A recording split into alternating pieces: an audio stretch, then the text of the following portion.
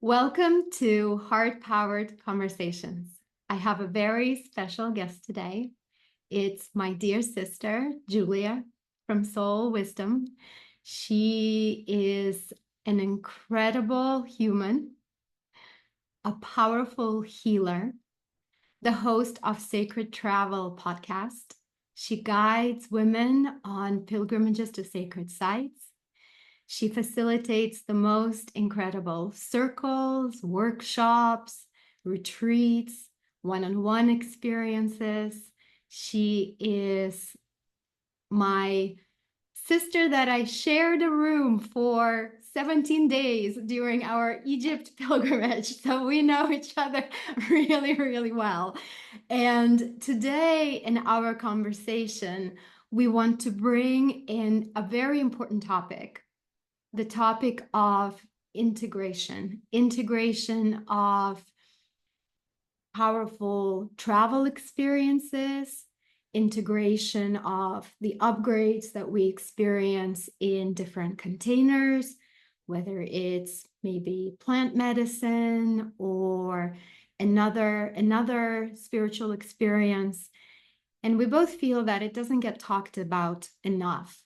And we wanted to bring it into this heart-powered conversation platform because we both feel our role here is very much as the bridges between the spiritual and the physical. And integration allows us to pull everything that is coming from the spiritual realm into our bodies, into the physical, and anchor it here. So, welcome, Julia. I said I'm going to try not to cry because Hello. this has been a long time coming. And I'm so excited to have you. Welcome, welcome, welcome. I'm so excited.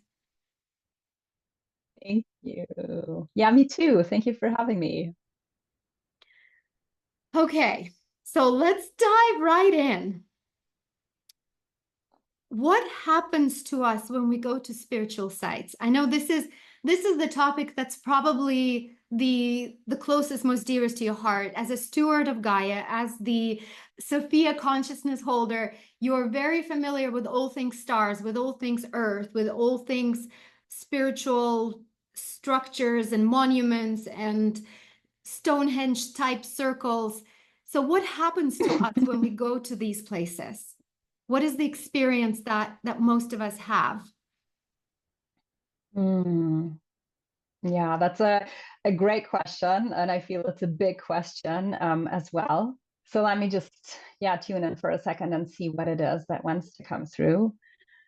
I think first and foremost, first I want to say we can travel to and we can connect to all of these places also etherically. So it's always possible, to go to a site in meditation, to connect to a land just through the layers of spirit.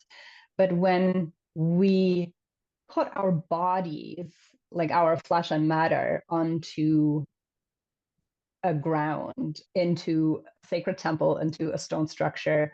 And it doesn't matter if it's labeled as a sacred site or not. It can be a sacred site to you.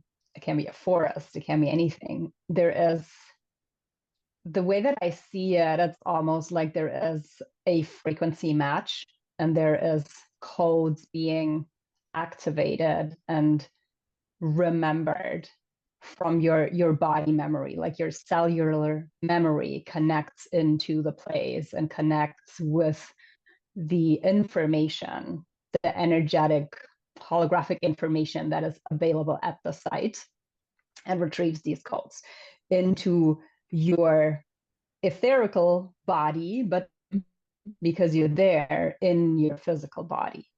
And the way that looks like can have various different shapes. I mean, some people, for example, get a memory of a past life in a way. And so they get connected to either former gifts or maybe traumas they lived through. But I feel it's important to also know that anything that we are given is mostly to serve us in the here and now.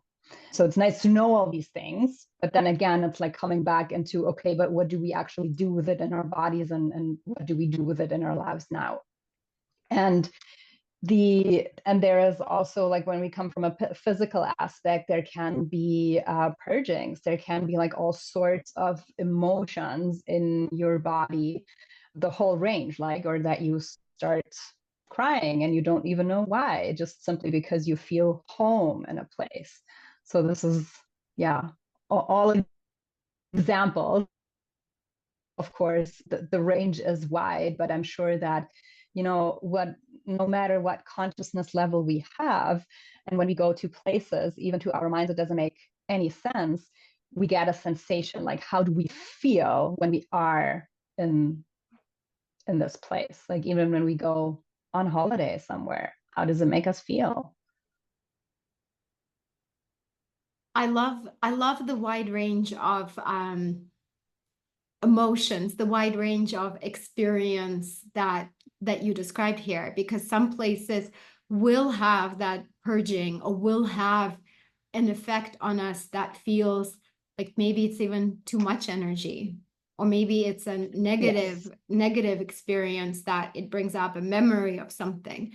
And I've been told by my guides that in past lifetimes, many of us who consider ourselves light workers or healers, we've had many lifetimes here, and we've left parts, almost like we've taken parts of our soul and we've woven those codes into the rocks, into the lands, into the Mm, stones, into mm, the floors of the cathedrals or whatever it is. And when we go and we are conscious, because what you said is so true, we perceive and receive through our level of consciousness, right? So we can only really receive as much as our consciousness is open and expanded for. So we receive it, and also we leave some of it behind for the next iteration of ourselves. for the absolutely. Yes. And we do it for ourselves, and we do it for, so I may go to Crete and I leave something that you then come and pick up. And it's this golden thread that gets woven through everything. Yeah, yeah. And I just also want to speak into, that is why I believe sometimes we have these calling from places or by places, or even, like, again, coming back on an unconscious level, like the places that we've been maybe in our past where we haven't had the same level of consciousness. So for me, for example, I always went to the same region of Spain with my parents. Like, every year we'd go there. And just this summer, I actually discovered what this site, what the land there is holding. And of course, there is a connection to Egypt and, like, all of these things, but we don't have to know. Like, we can feel it first, right? So, how does somebody listening to this, they're like, how do I recognize the call? How does it come up for people? Like with the people that you take on your retreats, the women that you guide, what are some of the stories, some of the examples of how they got pulled, or what was the pool, or That's a super interesting question, because, again, I feel it is multi-layered and it's very individual. So with places, for example, like Avalon or Scotland, I feel lately now with the Magdalene consciousness being more and more in our field and coming more into our awareness, there's a lot of women who are called to these Celtic roots, to these, what some people call it also, the rose line, that is very much connected, yeah, to sacred feminine teachings and Venus. And some of you might have been reading The Mists of Avalon.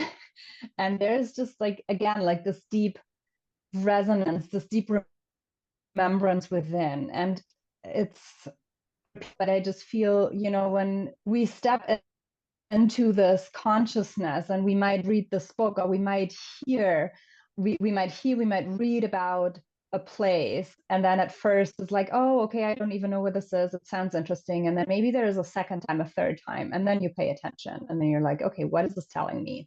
So also these synchronicities that line up in a way, and all of a sudden it's like so obvious. And it's like, seeing pregnant women when you want to get pregnant in a way. So you really like are attracted, and it's a two-way street. It's like the universe speaking to you, but also your soul kind of like calling in these nudges, and these breadcrumbs to like, okay, give me more. Like, where do I have to go next? And so that I feel for one, yeah, for a group of women, or for some, it might be really that there is this deep, deep inner yearning that this particular place has something for me to offer. And then, no, life has more in store for me, or I'm not happy in the place where I am now. I need to retreat or retrieve in a way that when we take ourselves out of our regular environment, I mean, that in itself gives you the opportunity to become more and more the observer, and to look at your life in terms of, okay, what is going on? Like, what are the dynamics? And the reason why I'm bringing this up is, sometimes we travel to places where we feel we might think what we know that it is, what we're looking for, but then the actual experience that we're getting might be completely different. Whereas this is exactly what you need. And so when we go on a pilgrimage, so pilgrimage in the sense of a spiritual, conscious travel experience, but also, yeah, just like traveling to places where the energies are really heightened. And now I lost my thread. Oh, yeah, there's always the outer journey, but it's always mirrored by the inner journey.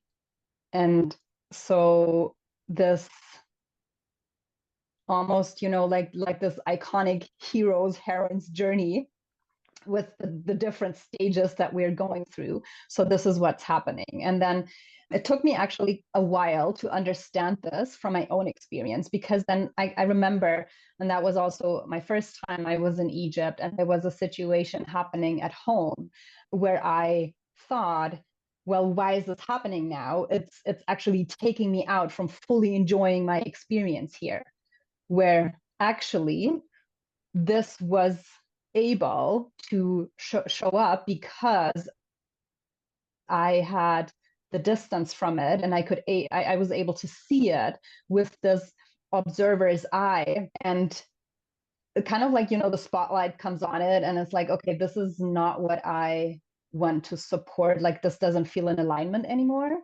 And so you get an opportunity to change it.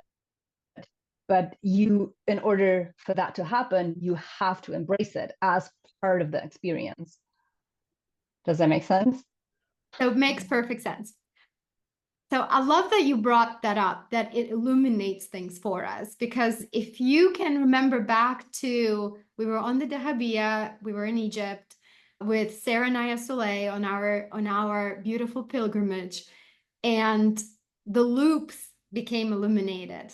And we think we go to places to have these experiences and retrieve these codes, but actually we go there for a lot of the healing. We go for emptying, for dismantling, for ego deaths. We go for also rebirth and reinvention and remembrance. And we never know.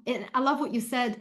I love that you said that sometimes we go and it's not the reason why we go is not why we thought it is. And it only reveals itself maybe not even when we're there, but later when we have integrated it. Yeah. And like hindsight 2020, oh, now I can see, now I understand.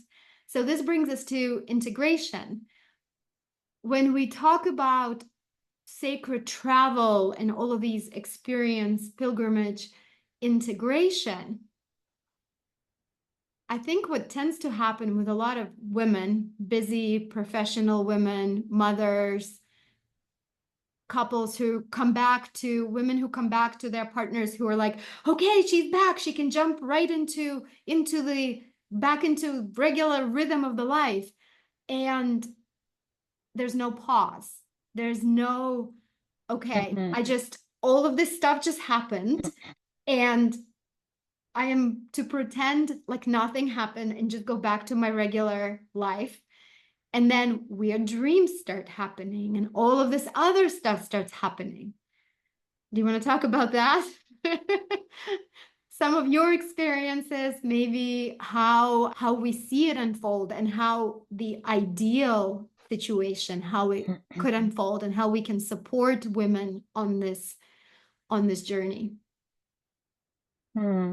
Yeah, so much. And I actually want to go a step back, because when we go on a pilgrimage, and yeah, usually like that out of a family constellation, talking in a family constellation, usually that happens solo, right? Or like at least, I don't know, partner, or some people are, or even friends are staying. And then you go and you have these expansive states or altered states where your consciousness and actually also your frequency is changing.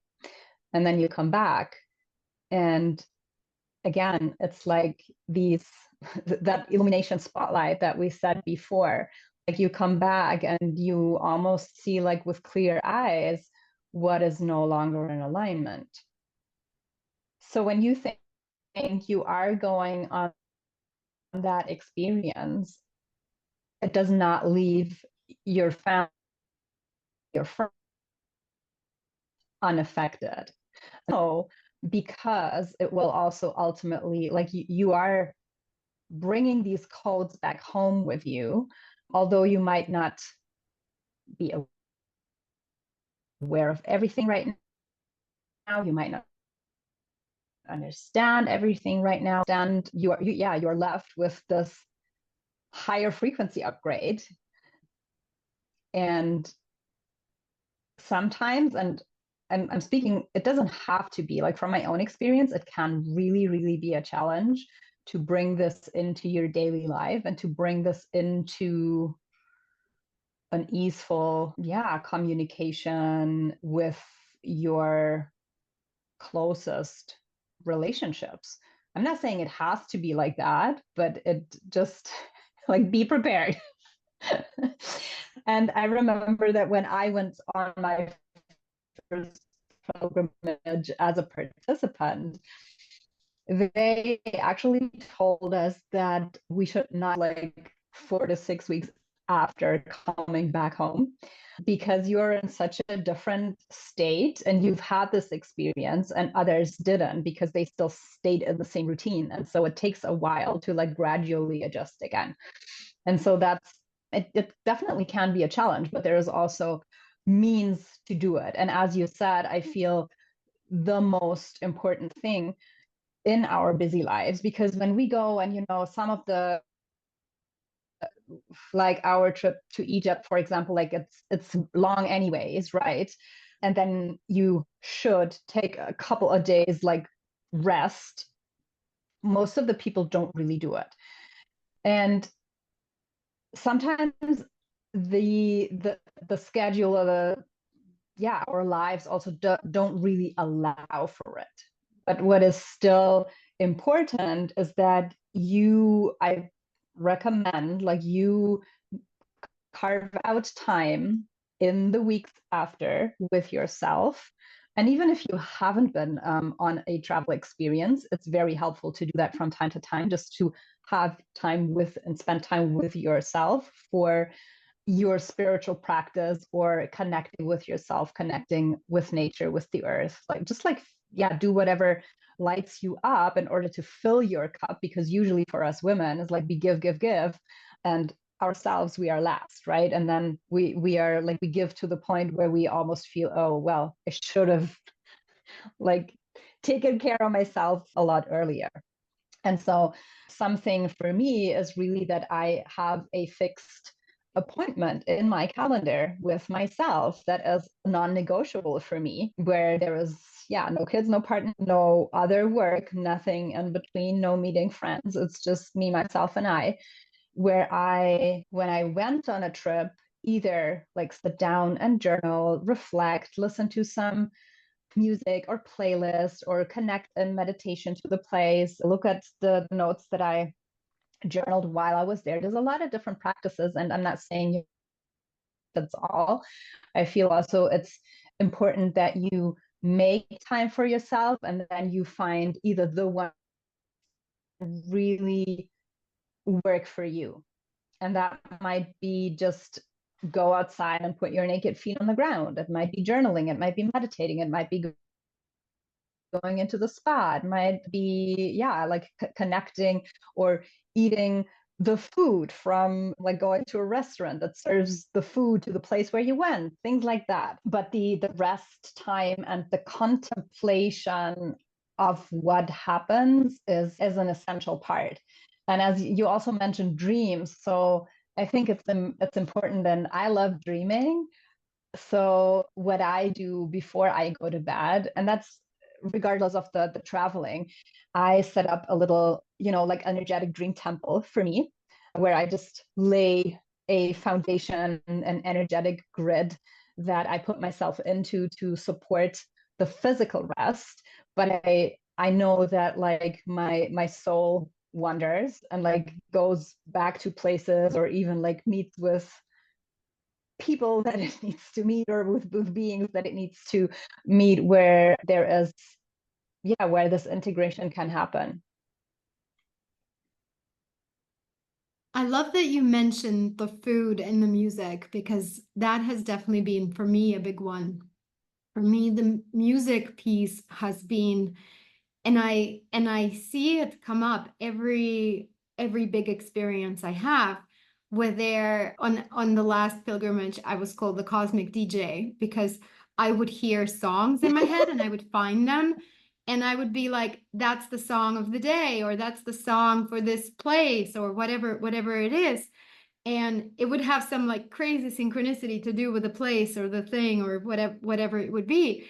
But then one of those songs or several of those songs would become the soundtrack that I play when I go walk, because my integration Mm. happens when I walk, like when I walk in nature Mm-hmm. or when I shower something, like when I'm not necessarily still, but I have that.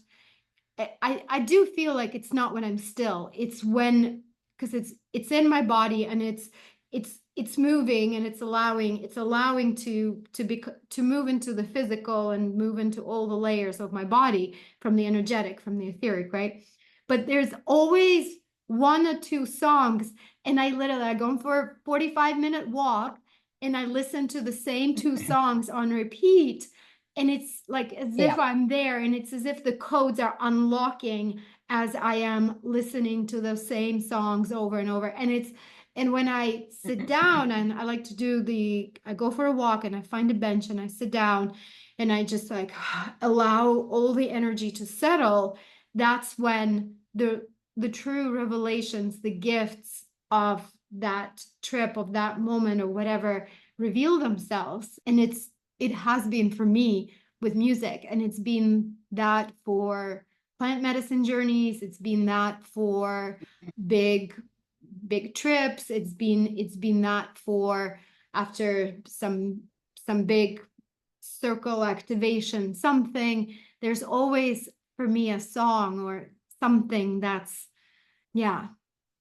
But for everyone it's different. There's also scents, right? It's, you might pick up Yes, an big oil, one. something, or a flower, and then that becomes, I know you make the essences of the places you go. I've been making the flowers Mm-hmm. of the places I go, and I don't ingest them. I make like not hydrosols, aura sprays with them, so that it's the local water and the local plant allies are then there to support me on integration when I get home.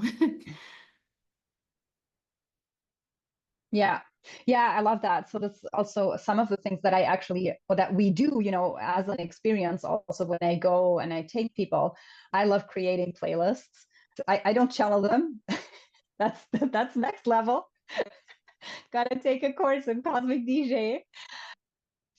Yeah, creating playlists. And I've also come to realize that people really, really appreciate it because it's just something, I mean, music connects. And again, it's the vibration that we can feel in our body. So I feel it's a lot of the times it's there is a mental piece to it, but it's really when these codes are dropping into our bodies and our cells and they become the walking embodiment of these codes. And so that's when you know there is another layer of integration happening. And yeah, so one of the things that I also, love doing as a creative task with the participants is we are creating a vibrational essence of the place. So similar to flower essence, that is also something that they can take home and ingest or just energetically work with. So it also helps over a longer period of time to, yeah, let everything settle into the system in a way. Wow. Yeah. And then, of course, I mean, there's things that you can read about. It depends a little bit on how you absorb information. What I feel is also super important is that you find somebody who just you can confide in and speak about, whatever is moving you, and that you can trust this person. There is no too woo-woo experience, but really just talk about it. And, just like the two of us have done it quite intensely, especially in the first time after Egypt, because we don't have to figure it out all ourselves. And somebody else might even have a missing piece of the puzzle. And especially like when you walk through these places as a group, speak to the other people who were there as well. And it's like, hey, how did you see that? Like, what was that like for you? And then all of a sudden, it's like clicking into place. Yeah, I've been told again by by my guides to like hang back and not give people the like the full story or the full whatever it is and have them go in and experience places and then receive what they have to bring back and then deliver Yeah. the missing Yeah. pieces. And it's true, Mm-hmm. it absolutely fits in with, and I haven't shared this story on the podcast, but the last time I was in Egypt, we were inside the Great Pyramid on Lionsgate, and I was hearing very clearly like dragon riders taking position, and I was like, I said it out loud, who are the dragon riders? And one of the girls there said, oh, I just saw a white dragon this morning. And I was like, and I immediately heard, she is the air dragon, she brought the air dragon with her. And I saw through the pyramid the dragon sitting on the side. And then she goes, and he was talking about dragons. And I looked at him and I was like, oh, the earth dragon. And you have to go under because the earth dragon is under. You didn't bring him. And then I look across from me. I'm like, you're the water one. I am the fire rider. And it's, I'm sure if the guards were listening to this, they'd be like, who are these crazy people? But I could not really have put the puzzle pieces together without having spoken my crazy out and having it be Of the course. puzzle pieces, and it all came together that way. And I wanted to speak to how the constellation that comes and travels together, how it's all by design. Their Yeah. frequency, it's all the place calls the people, the constellation comes together, the frequency is just right. Everyone is there for the right reason, for themselves, for the group, for the place. And it's soul family reunification in a lot of cases for many people. And it's activating and it's triggering for many people. Some people will be triggers, right? But it's ultimately all for our expansion because these experiences are all all for our consciousness expansion and evolution and for our spiral journeys. Yeah. Yeah. And, I feel another important aspect, and you briefly mentioned it before, is also the part that we allow ourselves to empty. And like emptying in the sense of that we don't have, and again, I don't just want to limit this to the travels, but that is also if you have a practice or, just like exploring spirituality for yourself, getting rid of these labels or attributes, taglines, whatever, like the identities that we create around our, especially also spirituality, because this is also things that can just keep us trapped in one of the famous loops, as we said.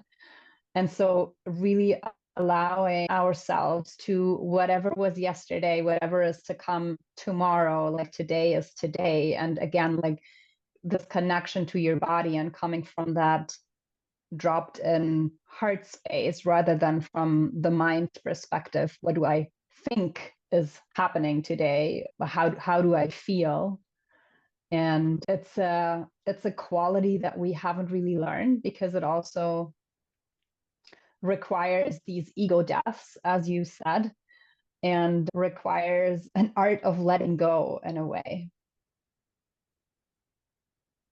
I agree with you that it applies in everything we do. And I think as facilitators, a lot of the part of our journey that as we grow as facilitators of experiences, whether it's a circle or one-on-one session, whatever it is, there is also that invitation there to empty whatever in your mind, the mind story might be, right? Or whatever your plan might have been, the rigid plan for this ceremony that you were going to do, and allowing more of spirit, more of the divine in. And on the pilgrimages, I remember Sarah guiding us to saying, okay, empty, empty. And I remember with us, every night we would kind of like chit chat about what happened. And I was like, okay, it's time to let today go. Tomorrow is a new day. I have to empty, I have to release. And when you're doing something like Egypt, it's a lot. Every day it's a different site, it's a different energy. And you have to empty. And some people go and, they read a lot, they prepare. And do you feel like that can be a hindrance for some people with preparing too much, reading too much about a place?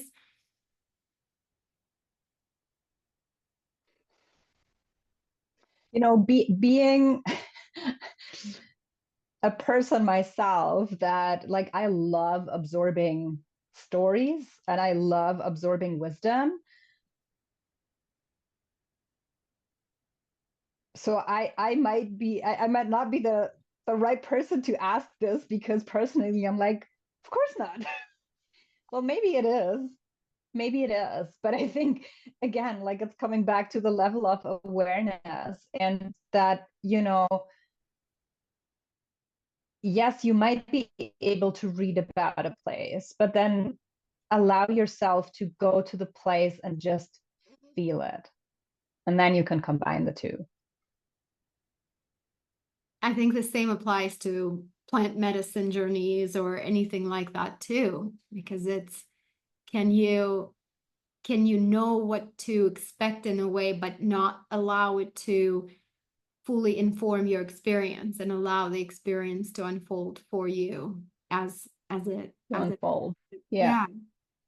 Yeah, because it's an element of control, right? That so many of us seek, and it's expectations that we sometimes set when we go to places, and expectations create disappointments and all those other things. Yeah, I It's find that my guides always say go to it with childlike curiosity, and emptiness, and all that needs to be revealed will be revealed. And if nothing is revealed, that's what's meant for that day. That's what meant for that trip. Trust that that you got everything you needed and it will come later. No, absolutely. And, that's why coming back to like why you think you travel or why you think you're doing a spiritual practice and what you actually get out of it. So I just want to bring up one example where I facilitated a, a retreat in the Swiss mountains in September, and I actually had moved it from the summer solstice. So even I was still in the spirit of, oh, we're gonna and I mean, it is possible in September in the Swiss mountains to have like a late summer experience. But the thing was, it was the first snow. And so a lot of like my, preparation, it was basically like it wasn't worth anything. Because even some of the places that I had intended to go, and obviously, of course, they were on the itinerary and everything, we just simply couldn't go because the weather wasn't allowing for it. And so, I mean, there's me with my plan, and there's also participants with expectations. And you just need to surrender. And that is also another aspect of, I feel, this whole journey about, yeah, holding more, I don't know, frequency or light within ourselves, is that fully trusting that whatever happens is exactly meant to be. And in the end, I mean, it was a wonderful experience for everybody. And nobody really cared that we didn't go to that exact stone circle. But that can only happen when you yeah, make yourself free of these perceptions and expectations of how it needs to be. And also another aspect, especially when we travel, for me, but no matter if I facilitate or if I just go on my own, is really to listen and work with the land, and not just come and was like, I'm here, like give me some healing or whatever. So it's really like, okay, like where do you want me to go, like what do you want me to do, like what needs to happen. I have a couple of options, like I bring stuff, but you tell me what needs to happen. I love it. And your experience with the snow, I think it could have gone many ways, right? Like one way could have been you festering in the disappointment that it didn't go as planned. And what energy and space would that have created for the participants, right? Because ultimately, you as the space holder are the frequency tuning fork in many ways. The land is, but so are you, right? And I applaud you for being like, well, we're being asked to go with the flow and surrender. This is what this is about. And it's going to be amazing because we have each other and this cute place we're staying in, and all is good. And there's food, and we have light, and we have water, and we have candles, and all is good. And it'll be amazing. And Absolutely. yeah, and I think that's the greatest as a guide for somebody else when you're facilitating. That's the being that example, leading by that example is the most important. Like it's like, wow, she really walks the walk. Like she really, she's really in her truth there. But man, that had to have been disappointing because I know how much how much you love that valley in Switzerland and taking people there. Are you you doing know it Actually, are you doing it in June? Are you doing it in June this in 25? next year, yeah, Yeah. aiming for the summer solstice again. Yeah. Yeah. Unless something comes up. Yeah.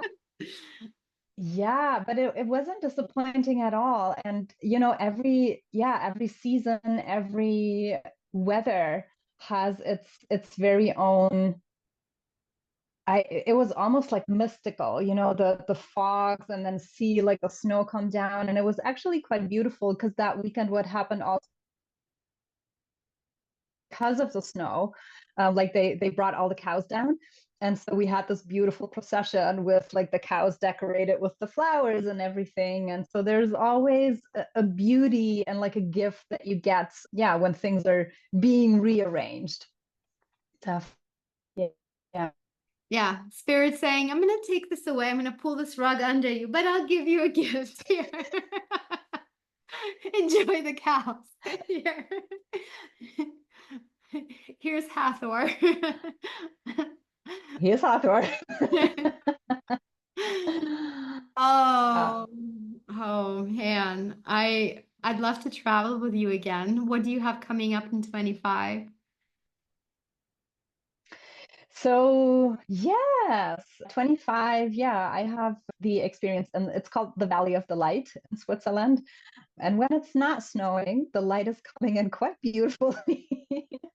But still, if it's snowing or when it's snowing, there is, yeah, I mean, the light codes up there are just incredible. And there's a lot of crystals like quartz in the mountains. So it's a very healing place to be.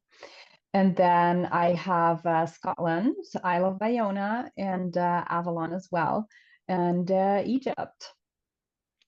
So let's see where we can complement each other or maybe even run into each other. So Amazing. yeah, Amazing. Oh my yeah. gosh. Okay. I want to ask you if tomorrow the universe rang your doorbell and said, pack your suitcase, we're going somewhere, where would that place be tomorrow? Oh my goodness. So what comes to me right now is Peru. Peru. Oh my God, I was gonna say the same thing. And we Really? talked about this. Lake Titicaca. And yeah, like, I mean, Machu Picchu with the family, and then Lake Titicaca has been coming up big time. And it's, yeah, the whole family we've been talking about. I'm like, how can we make this happen? So, oh my gosh, we haven't talked about this. Yeah. No, we didn't. Well, you know who's going? Louise Karen Harris, who Louise. you've had her on your podcast. She's been on here. She's doing a Peru trip. So, Yeah, yeah, yeah. yeah. Okay. Peru would be an amazing. Yeah. Yeah. I feel like you guys, if you're watching this on YouTube, you could see my broken arm wrapped up. If you're listening, consider yourself lucky to not have to witness this craziness. But yeah, I actually dream of going to the beach right now, even though I'm in Dubai and we have a beach 10 minutes away, but I can't get in the water with this thing. So I'm just, oh, universe, please remove this thing so I can go and Mm. float in the waters. And I know Mauritius is a big one for you. It's a place Yes, that you've traveled to several times, and we've had this conversation that Mauritius, Sri Lanka, there's something about the codes, like the Garden of Eden codes there in that yes, area. yeah. Would you consider taking people there? Totally. Yes, absolutely.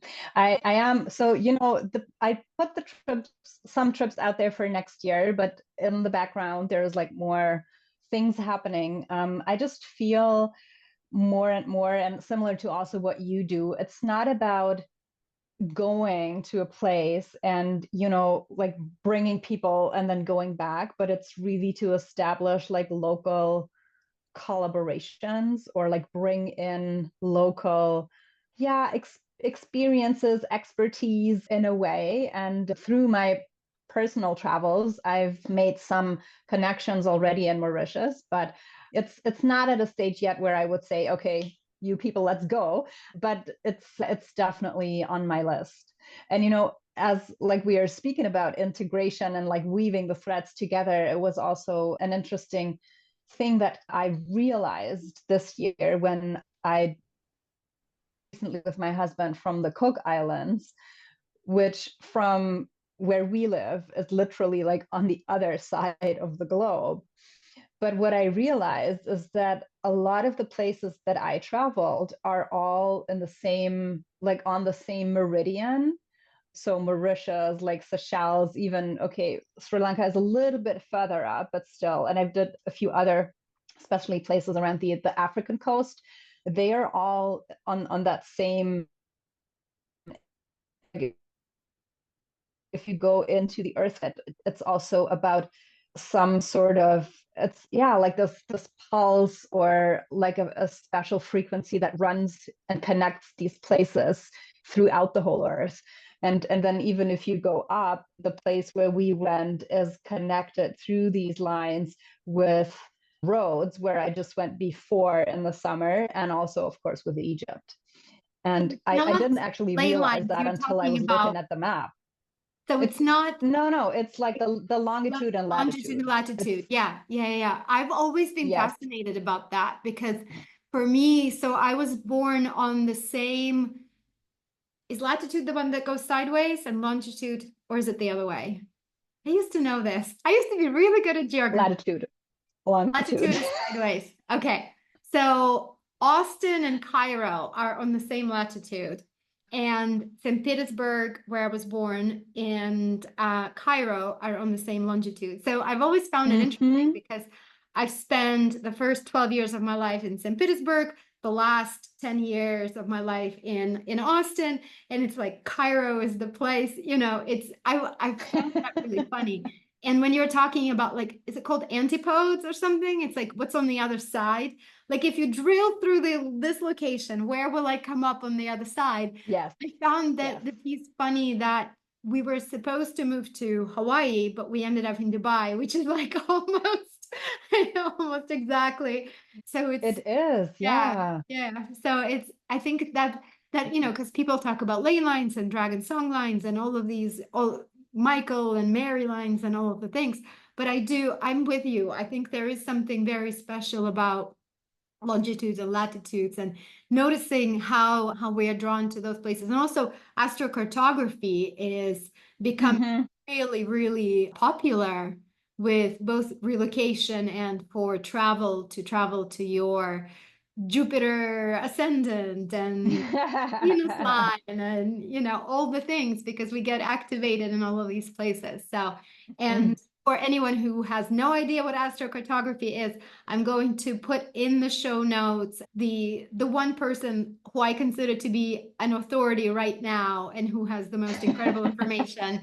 Go check her out. She's really, really awesome. She has good sense of humor about it and lightness about it all because I think as with anything, as with any astrology, human design, gene keys, all of that stuff, it's like it's there to inform us, but don't treat it as, allow the Yeah. experience to Yeah. unfold in the human experience to unfold and then compare notes, compare with the with the chart. Yeah. Oh, that makes sense. I just spent 10 years living on my Chiron line. No wonder it was so painful. Yeah. Um, Yeah. Yeah. yeah. Okay. Amazing.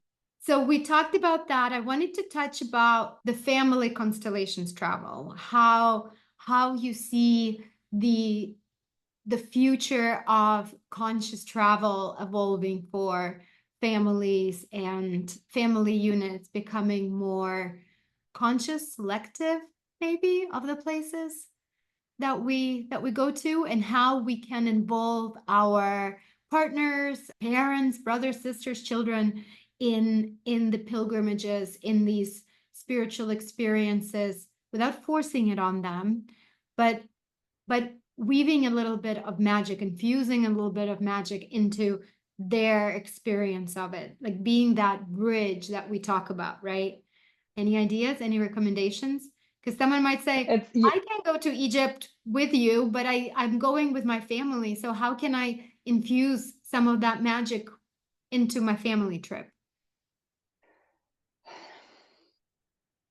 it's a great question. I actually think that you should answer that one. So, I I was mean, hoping you would because I'm kind of spoiled right now. We're going to let's Greece.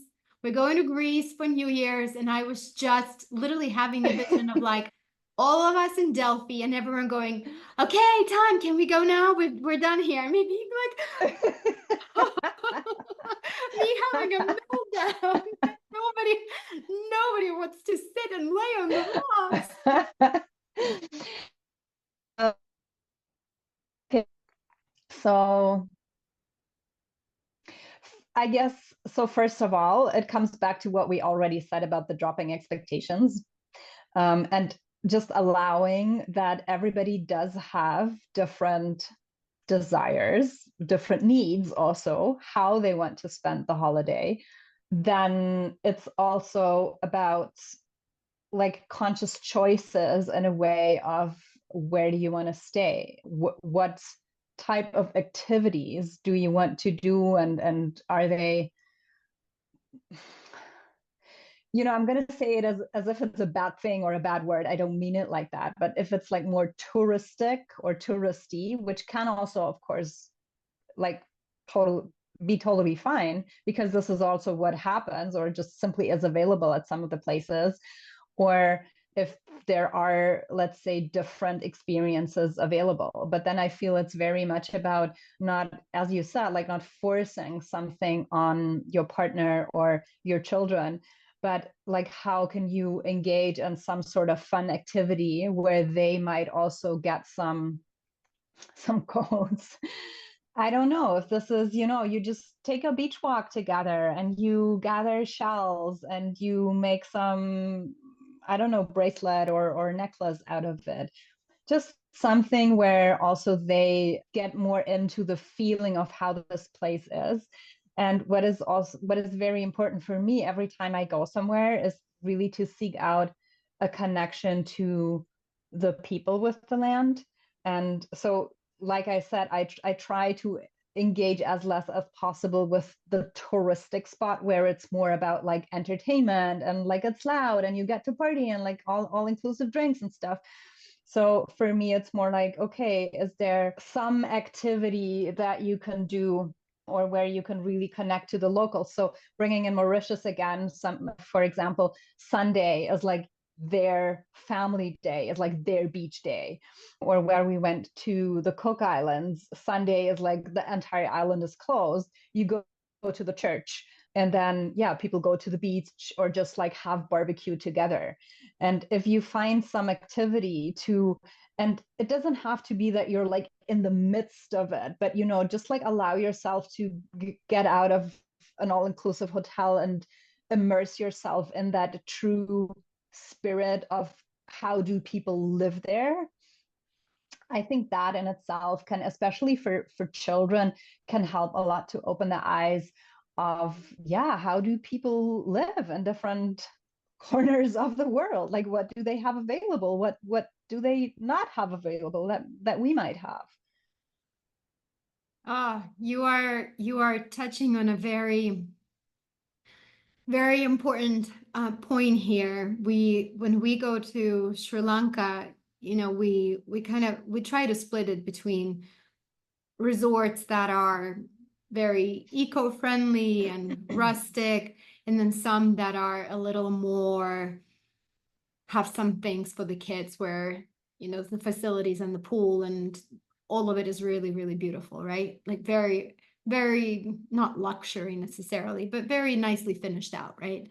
And the last time we went as a family, our driver who was taking care of us, the guide and the driver, he invited us to his house, and we ended up going and having tea with his wife and his daughter. And the kids were like, they don't have air conditioning. There's flies in the house because they keep the doors and windows open, because in all the hotels, even the rustic ones, they still had air conditioning. And it was like, that was eye-opening. You go to Egypt, they go and watch the women sitting on the ground making the bread on the fire and all the things, and the baby is right there, and they're like, what? There's no hand sanitizer anywhere. It's like another eye-opener. And I find that is traveling with kids, especially if we have US listeners, getting out of the US into places where, and it is very safe. For example, Sri Lanka, it's very, very safe, but you get to have those experiences, and everyone loves children there. Like everyone just always wants to engage with the children and give them flowers and give them fruit and sweets and all these things. And it's, I find that, we've been 18 months here in Dubai and have traveled a lot with the kids. I asked today actually in the car from school, I asked my son about what he thinks about the adventures we've had and the time here. And it always, like Sri Lanka and Egypt are the two places that come up for him, even though we've been to, all over Europe and obviously all the places here, UAE. And to them, it's the places where things were different, and not different, bad, judging their mind, judging it as bad, but different and more connected in a way. So I love the family constellation travel for that reason, for the expansion of, you have a 6, 7, 10-year-old going, and their eyes are just like, wow. And the mangoes taste different here. Like, my kids will not have a mango here Oh, anymore. yeah. They imported from somewhere else. I'm like, this one is from Brazil. Try this one. No, not the same.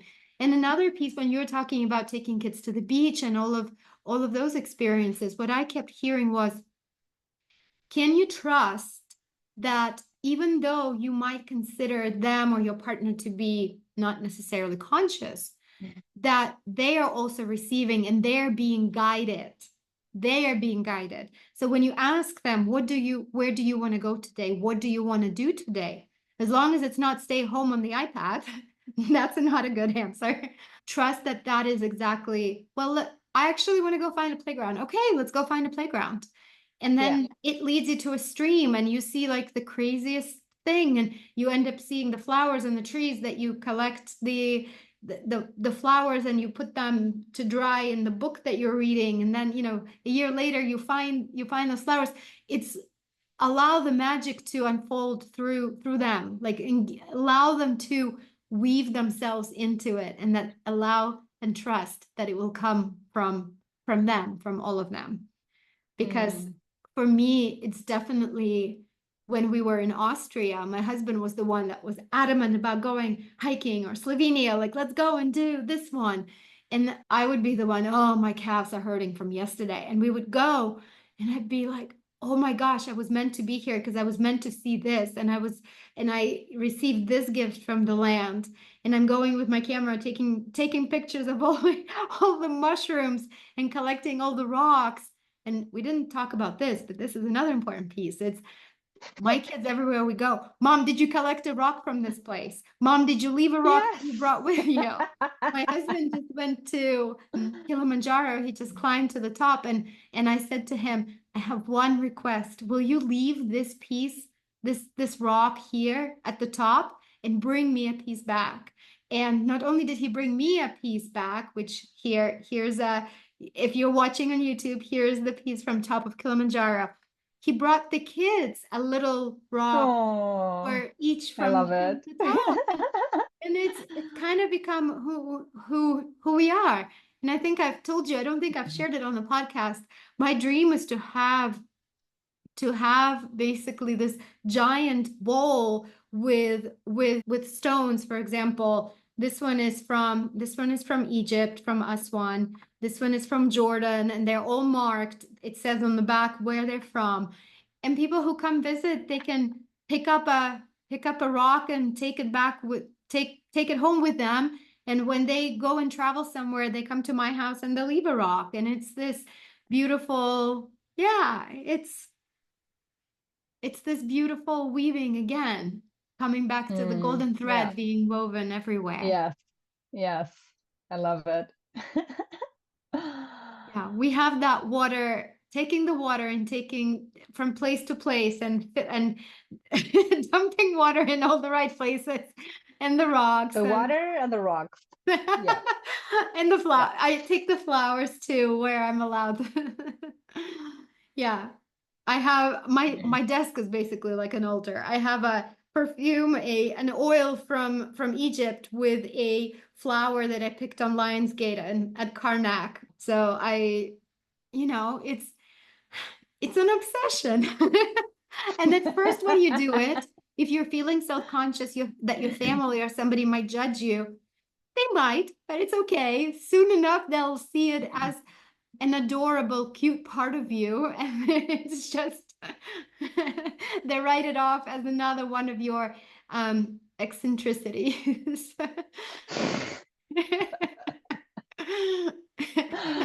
And then Yeah, it comes yeah. to move, and the movers come and they're like, ma'am, does this box need to be moved? Yes, please. Ma'am, we can't lift it. What's in here? It's 20 pounds of rocks from all over the world. Are they precious? No, they're just rocks.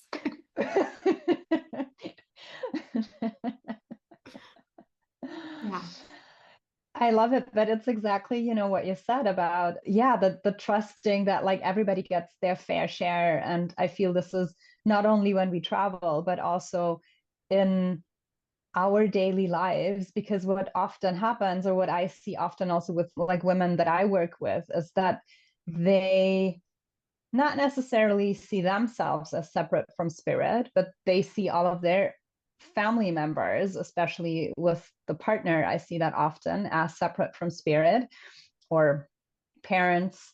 That makes it difficult. And also, for some reason, I'm observing that we have come to live in perceivably these different worlds. So there is a spiritual me, there is a mom me, there is a wife me, or partner me, there is a I go to work or I do my work, whatever that work is, instead of just allowing spirit. And that's another piece of integration, which is for me personally very important. It took a while until it clicked, but that really, really made a difference in the way that I go about life. And when I say life, I literally mean every part of my life, allowing spirit and allowing our divinity to really infuse and inform all of this.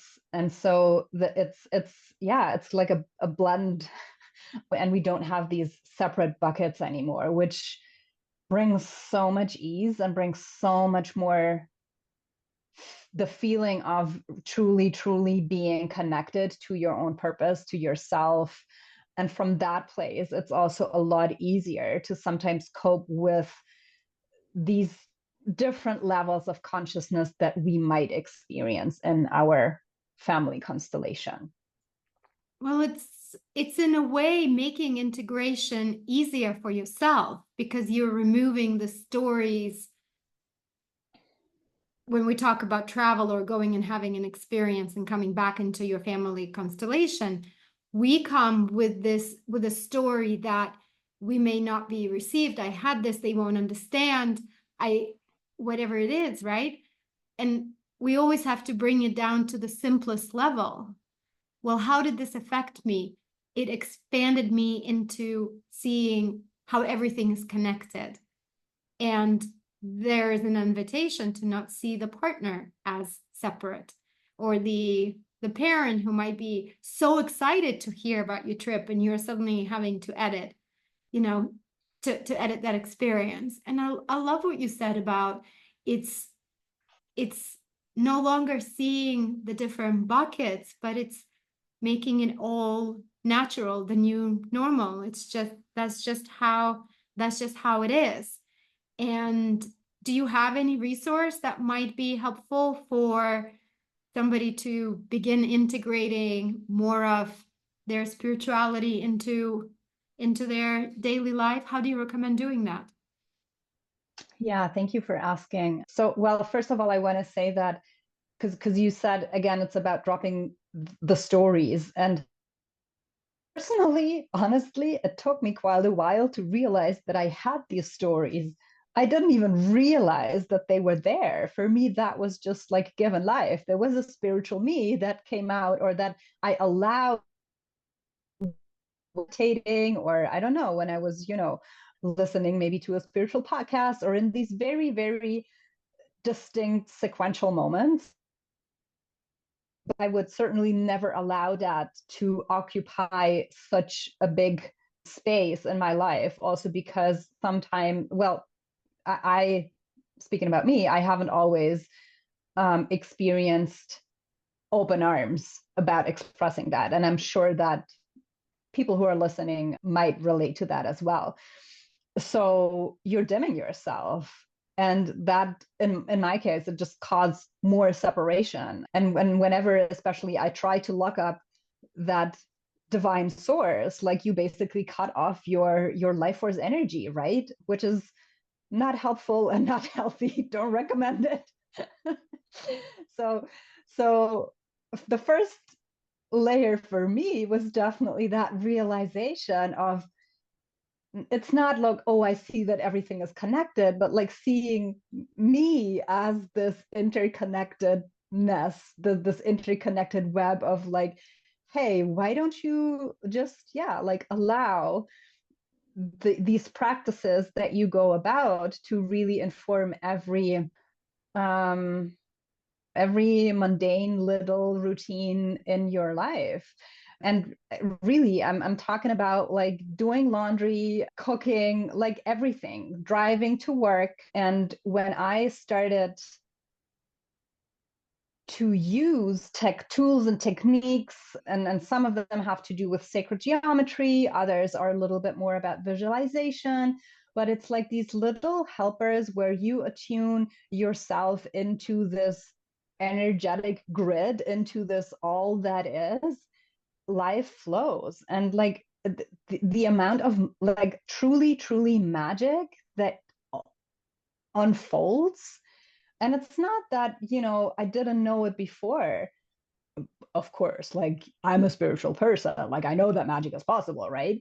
But then you see it, and you like in front of your eyes, in these moments where I'm thinking something, and literally like the next moment somebody comes up delivering me on a silver tablet like the solution for my problem that I hadn't even spoken out loud, in such an easeful way. And that was when I was able to take a step back and like really be in awe and let spirit take over. I'm just, okay, like use me for whatever you want. This is cool. I want more of it. And so, yeah, thank you for asking. I do have a resource because I felt that I want to share all of that, what I have experienced or my own practices as an inspiration. So I do have a free course that is called 22 Days of Mastering Your Creatrix Powers. And the reason why I named it like that is also that what it did for me and what I believe that it does for the women who are taking it is it really unlocks this, yeah, like creatrix genome in a way that you realize that it's from the energetic layers, the mental layers, the emotional layers in your body. It is really you who is molding that reality in every single second of your day. And of course, it's a lot about, kind of like mindset change, but it's actually more than that. It's energetic practices to support you to have that foundation in the spirit realms to anchor this new reality in in the 3D in your life. So yeah, it's meant as an inspiration, but more than that, it is just an encouragement for everybody to feel into how this wants to show up in their own lives. Because again, this is like when, yeah, we weave with spirit, there's no one size fits all. It's just, a bouquet of flowers, and then you pick whatever you like. Amazing. I can't wait I'm going to sign up when we hang up here. I can't wait. I can't wait to unlock my creatrix genome, as you called it. I'm so excited for it. Okay, my dear friend, where can people find you? How can they work with you? How can they get more of you? And I will link everything you mentioned in the show notes. Thank you. Yeah, my website is www.soulwisdom.ch. And then I am on I would say, so the regular social media platforms, so Instagram and Facebook. Go to Kat's friends list. It's soul wisdom _ by Julia.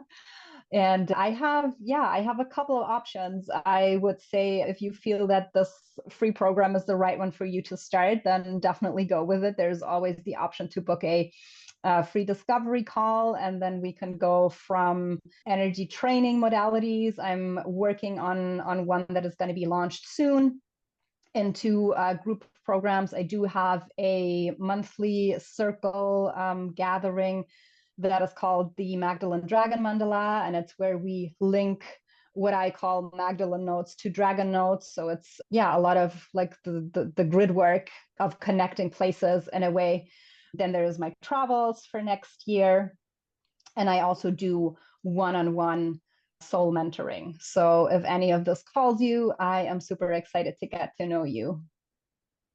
Thank you so much. So whichever way you decide to follow, just make sure you sign up for the newsletter so that you can stay up to date on Julia's travel offers and all other things that she is constantly creating and putting out into the world as part of her soul service.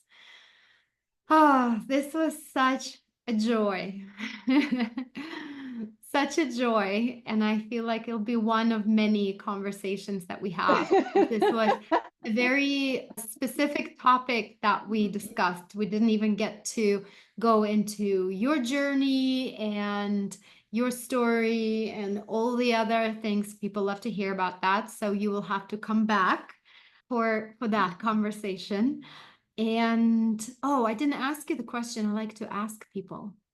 If there is one practice you could share that supports the listeners on their everyday, I know you mentioned the presence in the day-to-day activities, but if there's one practice that you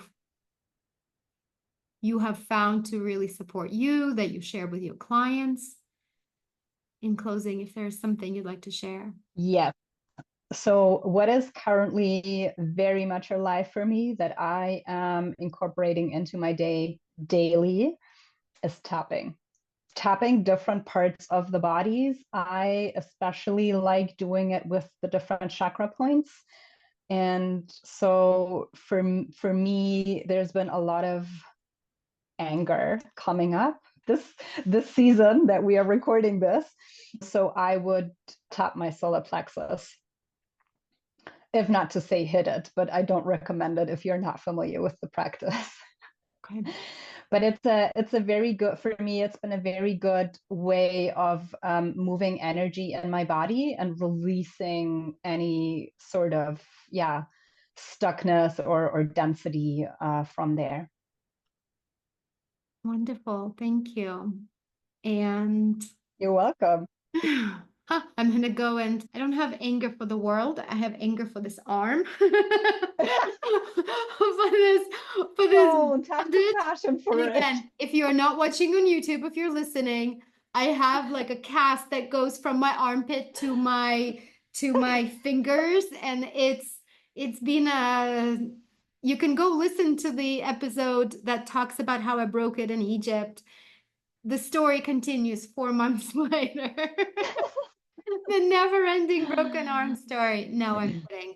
I'm not angry. I'm just frustrated. So, and I think Yeah, the I feel season, as you you. mentioned, the Scorpio season is inviting us to process all of these emotions. So, yes, I second the tapping, the solar plexus, and breathing, just breathing a little deeper. Breathing. So, yeah, literally, if you are listening right now, just take a moment to just take a deep breath with us, because I find that lately, especially, I've been holding my breath a lot and just, making space, emptying with Mhm. each breath. Mhm. And allowing for the integration of all the codes that were just shared and received to unfold in the due time for our highest good. And thank you, Julia. Thank you so much for taking the time for this conversation, for being you, for being just a beautiful, wonderful, supportive friend and sister. And here I am crying. I told you I would cry. Ah. Well, thank you for having me. It's been a real pleasure as always to speak to you. And I do hope that there is some pearls of wisdom for the audience. So thank you so much. And thank you, dear listeners, for tuning in. And if you enjoyed this episode, please subscribe, review, rate, and until next time.